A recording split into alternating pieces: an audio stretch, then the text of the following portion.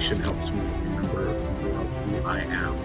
And she just said, I listen to you every single day and sometimes every single night just to remind myself that I'm truly light. Okay, so Mr. Fuller, he was considered the Da Vinci of the modern era. He had 50 doctorate degrees. Well, he really coined this phrase precession. And so when you were talking about these emails that come in that really touch you, you know, precession is the understanding that all of our actions, while we're going forward in our life at 90 degrees where we can't even see it, we're creating an impact, a wake behind us. And you just don't know how your kind words or your insight or just the ability to listen and have a kind ear for someone.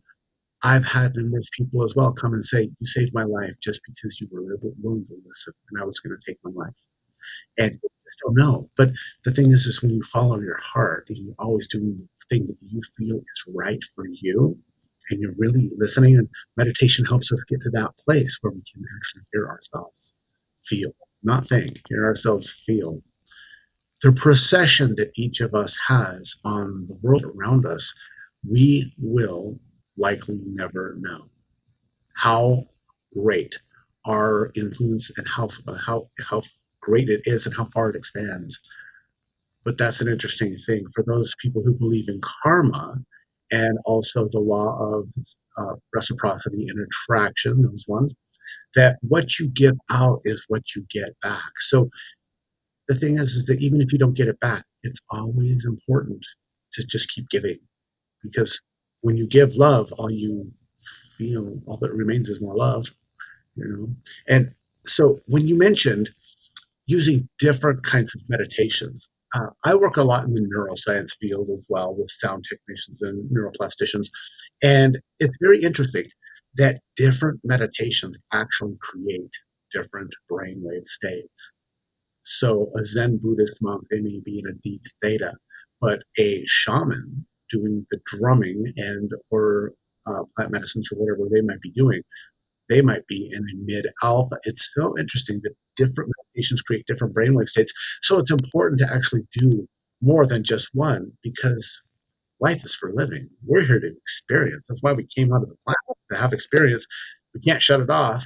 It's ongoing, and it might as well have as many as we can. But when it comes to meditation, for me, having that variety, that's such an important thing to really, I mean, how will you find out what really speaks to you if you only ever, let's say, eat broccoli and chicken? You'll never know what it's like to eat, you know, satay or fettuccine, or, that thing. And I think that a lot of people do get very indoctrinated in the dogma of just a certain Kriya meditation or a certain Zen Buddhist meditation. And that's the only thing that they think is the one. But, we're all on our way up the mountain. There are many roads to Zion. And finding that one for us, that's why what you're doing is so valuable. And to that point, meditation can really sometimes feel kind of intimidating for people, or they don't know where to start, or is out of reach for beginners. So, Katie, what advice do you have for someone just starting their journey, or maybe they're struggling to make it a habit for them? Yeah. Oh man. You know, to encircle this whole point, that's part of why I take the approach that I do, is because I want meditation to be approachable. I don't want it to be scary. I want you to identify, I want you to see the title and be like, oh, yeah, like, when you're feeling overwhelmed and overstimulated. Yes, I want that meditation. Or when you're in a fight with your spouse. Yes, I want that. Or mommy needs a timeout. Like, these are all titles of my meditations. I'm not saying they're all like this, but the titles of my meditations and therefore the content of them are specifically engineered to be clickable, easily like, yes, that's what I'm feeling, or yes, that's how I want to feel. So, because I too am very much like you, like I just want people to step inside. I just want people to practice. I mean, we've both been doing this a long time and we're still practitioners at the end of the day. Like, we're still in our own practice of doing this very imperfectly, continuing to sort of find our way and mold our own practice, right? So, especially for those who might be struggling to either come back to a meditation practice or to start a meditation practice, one of the best pieces of advice I love sharing is to, there's two pieces of advice. One is to make meditation easy. So there are two ways you could do that. Number one is you find guided meditations. This is why I create them. Like, I love guided meditations because I don't have to do anything. All I have to do as a listener is press play, sit back, and let the guide me through this experience, right? Am I still going to have the thoughts racing? Absolutely. But is it going to feel a little easier than just sitting quietly and like waiting for my alarm to go off after 10 minutes? Right? Yes.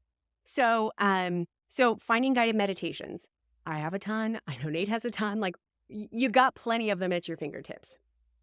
The second advice that I would give is to baby step into meditation by doing things that I like to call mini meditations. Mini meditations are moments throughout your day when you can, instead of doing like a formal sit down or lay down meditation, but moments throughout your day where you can just pause and consciously choose to step outside of the movement of the day for just a second. So just pause. And in that pausing, it can be just a return to your breath. I love breath work as sort of the portal to come back to presence. I think that's a common theme in all meditations for the most part. So using your breath, taking 3 deep breaths. This is a mini meditation. 3 deep conscious breaths. That means you're actually like counting and aware of how many in-breaths you're taking and how many out-breaths you're taking, right? When you're in the shower, can you pause instead of going through the list of all the things you need to do for that day? Can you just pause for a moment, come into your breath, and notice the water coming onto your body? Become aware of its warmth or its coldness. Can you feel it sort of going down your body? And in the noticing of whatever activity it is, in the noticing, can you easily come into a space of presence and therefore gratitude for where you are right now?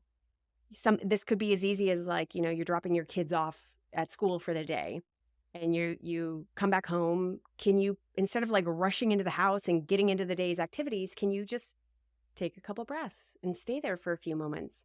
Have a mini meditation with yourself, and in that, come to presence and come into a space of a noticing, which then easily, sort of tumbles into a space of gratitude for this moment. And if you practice doing more and more of those throughout the day, to me, this is like the foundational concept of meditation, right? You're doing that more often, and you're extracting yourself from the normal daily, movement, so that you can be really aware. And in those moments, it becomes really obvious, like, what do I need? What do I need? This is my favorite question to ask myself in these mini meditations or any pause that you have throughout the day. What do I need right now? What do I need right now? And it becomes a really great practice to then listen to that inner voice. And I'll give you a quick real life example. Yesterday, I woke up and I have 2 young kids. I immediately get into mom mode of like fixing lunches, doing all the things, getting them off to school. We have pets. And so it's like getting the pets ready, getting everyone into the car, let's go. And, we live kind of a ways away from their school.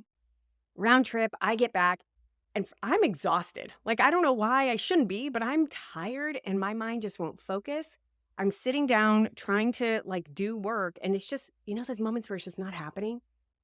And so instead, what I did is I did a mini meditation. I just sat there and I took like 5 deep breaths. My hand was on my heart. My other hand was on my belly, just to like bring myself into my physical self, right? To bring myself into presence. And in that moment, I was like, you need a day of rest. You need a day of rest. Stop trying to check things off a list. You need a day of rest. And because I've had the practice and I continue to practice listening to that intuition, I trust her. I'm like, okay. So like I, messaged my team member who I was supposed to meet that day. And I was like, today's a mental health day. I'll meet you tomorrow. And today has been like, getting stuff done and like back in the energy, and it feels so good. And I say that because there have been times in my past, and still sometimes, where I ignore that little voice, or I'm trying to push through. And that can easily lead to burnout, or just, you're not actually being efficient with your time. So it's just one small realistic example of how we can use meditation in general, but specifically these little mini meditations as an opportunity to kind of make decisions and steer ourselves in the way that we need to go at any given moment.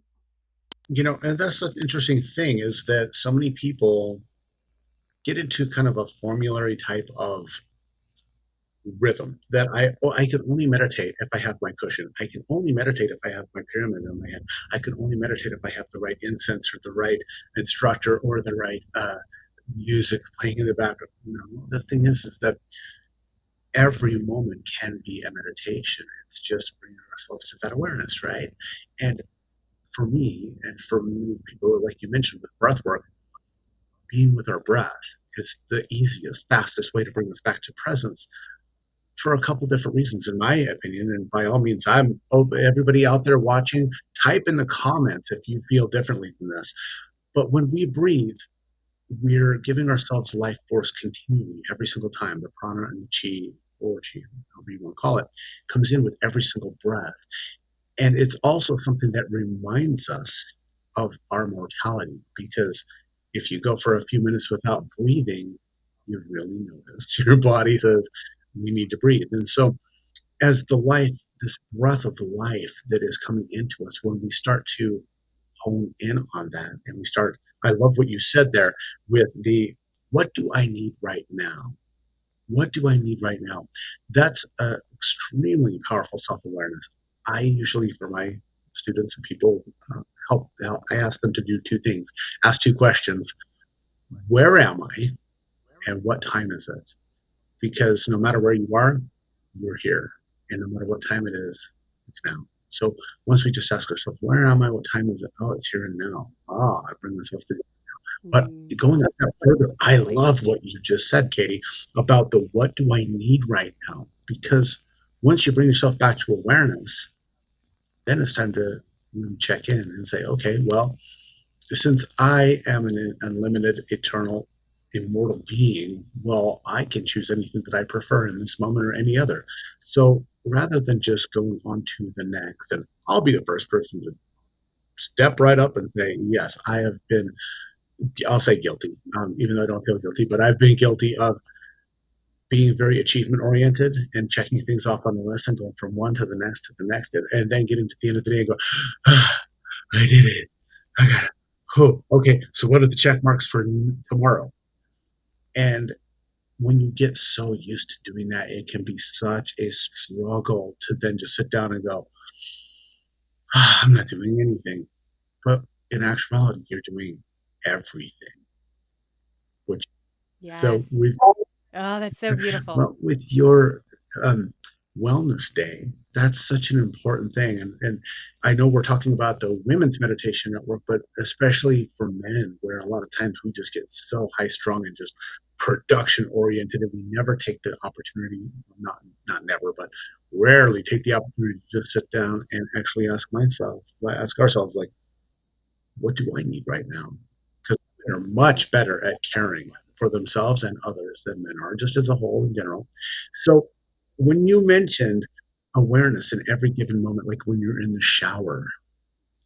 So for those of you out there who are a little bit more hardcore, something I like to do, because I'm definitely a big fan, and this actually brings you to very powerful awareness, especially if you use your breath, is turn on the cold water. Cold Woo! as you We got like a little mini cold plunge right there. worse. It's worse than a cold plunge Yeah. because at least with a cold plunge, your body creates heat just around your body. When you're in a shower, it just strips everything from you. So it is not comfortable. It's never comfortable, but it is amazing how you feel when you're done because your body has so much energy and heat coming off of it. But when you're doing it, to be breathing and to be in control, that is something that in this world where there are so many people that feel like their life is out of their control and they feel like they're a victim of their circumstances, that they can't control the weather, they can't control pollution that's out there, they can't control government, they can't control maybe even their spouse or their kids or the school that the kids go to. There's so many things that it can appear that it's not within our control, that when we take that opportunity to control us, no Yes. matter what, that empowers us, because that's kind of like making your bed. If you make your bed in the morning, even if you have a crappy day, at least you started off with a win, and at least you get to come home and slip into a nice made bed, no matter what. So these little wins, like you said, mini meditations are so important. And so thank you for sharing that. That's beautiful. And I really like how you so often speak about the beauty of imperfection and slowing down. So how is this, how is embracing these principles, how have they really helped you not just as a mom, but also as an entrepreneur?